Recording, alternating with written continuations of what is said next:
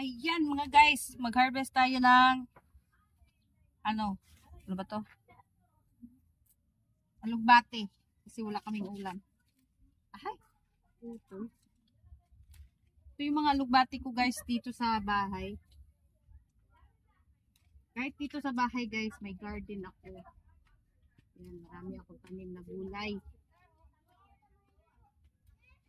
Yan o, fresh na fresh. Fresh na fresh ang aking alugbate.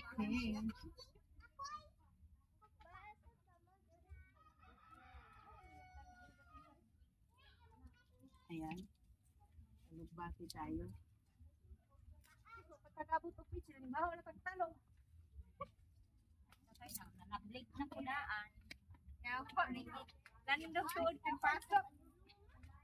Bot, matatusok kas makaalabot ba?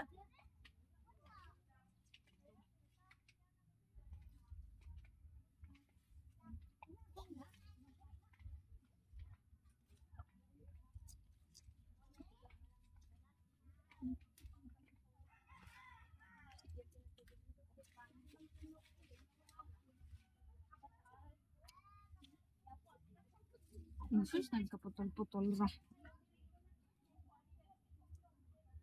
Ayan guys, may mga talong din ako dito.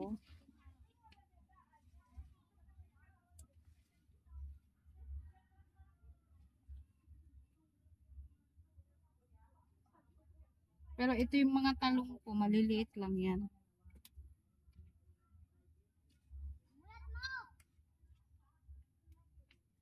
Ayan. Maliliit lang. So, ayan guys. So, marami akong talong. Dito to sa bahay namin, ha. Ayan, bahay namin sira.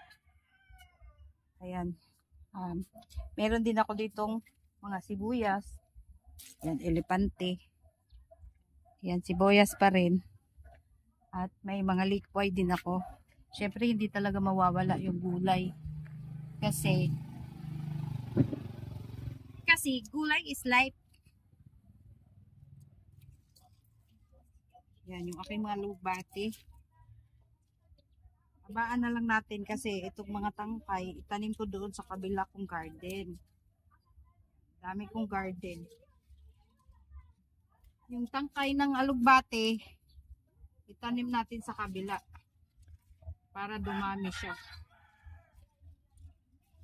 Mamaya ambunuhan ko to kasi